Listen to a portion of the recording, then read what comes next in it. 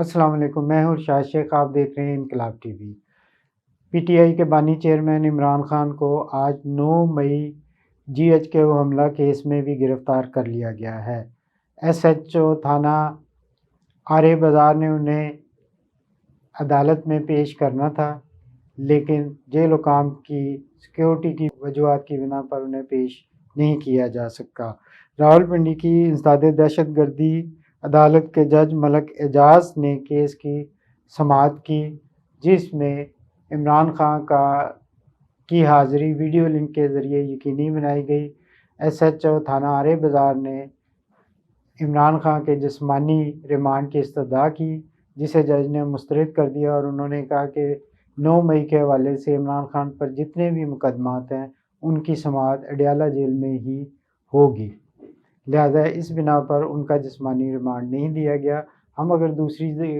طرف دیکھیں تو شریف فیملی، جس پر 2022 کے آخری ماہ سے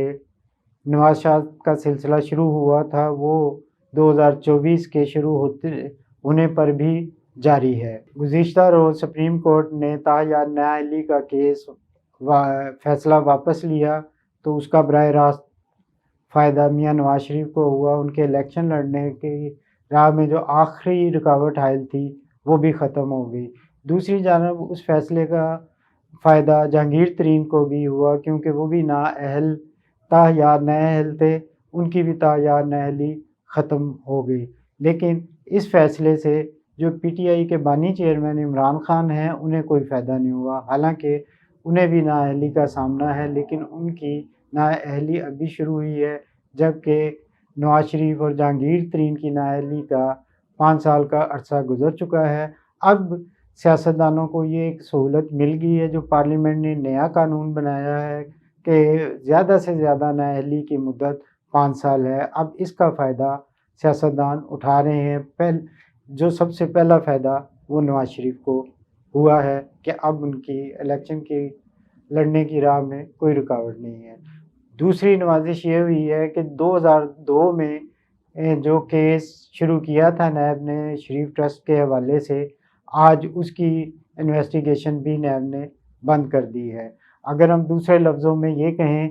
کہ شریف فیملی گنگا نہا گئی ہے، اب ان پر کوئی کیس نہیں رہ گئے، وہ بالکل پاک صاف ہو گئے ہیں، تو یہ غلط نہ ہوگا۔ لیکن عمران خان، جنہیں 9 مئی کے بعد مشکل سے مشکل ترین حالات کا سامنا کرنا پڑ رہا ہے، اور پی ٹی آئی کی راہ میں رکاوٹیں ہی رکاوٹیں آ رہی ہیں، ان کا یہ سلسلہ ابھی تھما نہیں ہے۔ یہ سلسلہ ابھی جاری ہے کہ ان کے زلفی بخاری، فرح گوگی وغیرہ کے 190 ملین پاؤنڈ کیس میں ان کی جائیدادیں منجمد کر دی گئی ہیں، اور آنے والے وقتوں میں امکان ہے کہ ضبط بھی کر لی جائیں، لیکن اس تاحال منجمد کی گئی ہیں۔ اور پی ٹی آئی کے جتنے سرکردہ رہنما ہیں ان میں سے چند ایک کے کاغذات نامزدگی منظور ہوئے ہیں، اور باقیوں کے کاغذات نامزدگی مسترد ہو چکے ہیں۔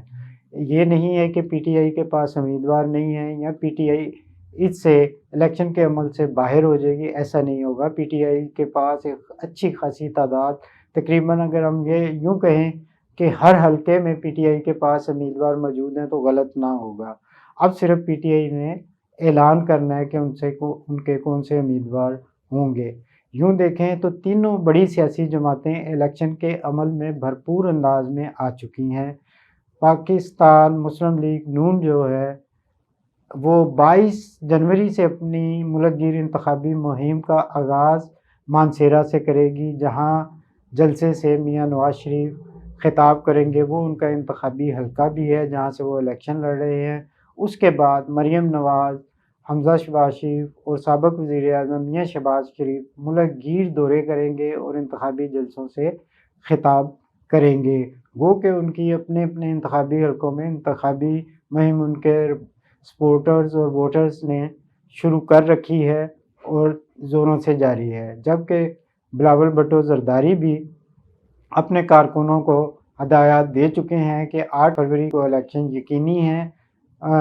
چند سینیٹرز کے واویلا کرنے سے الیکشن ملتوی نہیں ہوں گے، کیونکہ چیف جسٹس کا کہنا پتھر پر لکیر ہے کہ 8 فروری کو الیکشن ہوں گے، لہٰذا تمام کارکن تیاری کریں اور الیکشن لڑیں، اور انہوں نے اپنی لاہور سے N127 کے حلقے میں انتخابی مہم کا آغاز کر دیا ہے، جہاں ہر دوسرے تیسرے روز وہ چکر لگا رہے ہیں، کارکنوں سے مل رہے ہیں، اور انہوں نے ایک 5 رکنی انتخابی کمیٹی بھی بنا دی ہے، جس میں سابق وزیر اعظم یوسف رضا گیلانی کے بیٹے موسیٰ گیلانی اور سابق وفاقی وزیر اور پیپلز پارٹی کے رہنما جو اب اس دنیا میں نہیں ہیں جہانگیر بدر، ان کے بیٹے علی بدر بھی شامل ہیں۔ لاہور پیپلز پارٹی کے صدر اسلم گل اور عرفان شیخ بھی شامل ہیں۔ یہ کمیٹی بھرپور انداز میں ان کی جو ہے انتخابی مہم چلا رہی ہے۔ آنے والے دنوں میں پیپلز پارٹی کی جانب سے جو کارکن اور عہدیداران ان کے اس حلقے میں موجود ہیں N127 میں، ان کے لیے ایک پرتکلف کھانے کا بھی اہتمام کرنے کا پروگرام بنایا گیا ہے۔ اگر ہم دیکھیں اب پاکستان تحریک انصاف کی جانب، تو پاکستان تحریک انصاف بھی بار بار اس بات کا عندیہ دے چکی اور کہہ چکی ہے کہ ہم الیکشن میں بھرپور انداز میں حصہ لیں گے اور الیکشن سے بھاگیں گے نہیں، نہ بائیکاٹ کریں گے بلکہ پوری طرح سے الیکشن لڑیں گے۔ اور اگر آن گراؤنڈ دیکھیں تو ان کی تیاری بھی مکمل ہے۔ انہوں نے آج یا کل اپنے امیدواروں کا اعلان کر دینا ہے، جس کے بارے میں ان کے سینیٹر علی ظفر نے بھی کہا ہے کہ ہمارے 98% ٹکٹ ہولڈروں کے فیصلے ہو چکے ہیں کہ کس نے کہاں سے الیکشن لڑنا ہے، صرف 2% کا معاملہ ہے، وہ بھی 1-2 روز میں حل ہو جائے گا۔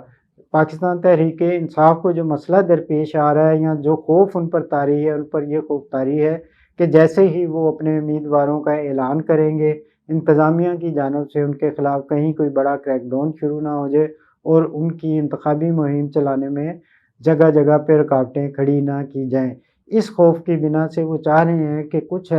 تھوڑا وقت اس طرح لے لیں کہ الیکشن کے قریب معاملات کلیئر ہوں اور ان کے امیدواروں کا اعلان ہو، لیکن چونکہ اب وقت جتنی تیزی سے گزر رہا ہے ان کے لیے یہ ممکن نہیں رہ گیا کہ وہ اپنے امیدواروں کو پس پردہ رکھ سکیں، انہیں منظر عام پر لانا پڑے گا اور ان کی حمایت کا اعلان کرنا پڑے گا۔ اگر انتظامیہ کی جانب سے ان کے لیے کوئی مشکلات کھڑی کی جائیں گی، ان کی انتخابی مہم روکنے کی کوشش کی جائے گی، تو پاکستان تحریک انصاف ایک مرتبہ پھر سوشل میڈیا کا سہارا لے گی اور ورچوئل جلسوں اور کارنر میٹنگ کے ذریعے اپنی انتخابی مہم چلائے گی اور ان کے امیدوار اسی طرح اپنے کارکنوں، ووٹروں اور سپورٹروں کے ساتھ رابطے میں آئیں گے۔ امید تو یہ کی جا رہی ہے کہ جو حالات بن چکے ہیں، جو الیکشن کمیشن سپریم کورٹ میں اپنی رپورٹ پیش کر چکا، جس طرح سپریم کورٹ نے الیکشن کمیشن کو سب کے لیے لیول پلینگ فیلڈ ہموار کرنے کی ہدایات دی ہیں، اس کے بعد تو یہ دکھائی نہیں دیتا کہ پی ٹی آئی کی راہ میں کوئی رکاوٹیں ڈالی جائیں گی یا ان کی الیکشن مہم خراب کی جائے گی۔ امید یہی ہے کہ آنے والے وقت میں تینوں سیاسی پارٹیاں آزادانہ طور پر اپنی انتخابی مہم چلائیں گی اور 8 فروری 2024 کو پاکستانی قوم کو اپنی رائے کے اظہار کا موقع ملے گا اور وہ ووٹ کے ذریعے بتائیں گے کہ وہ کسے چاہتے ہیں کہ کس پارٹی کی حکومت بنے اور وہ حکمرانی کا حق کسے دیتے ہیں۔ ہم اپنے قریب دیکھیں، بنگلہ دیش میں بھی انتخابی عمل پورا ہو چکا اور ان کی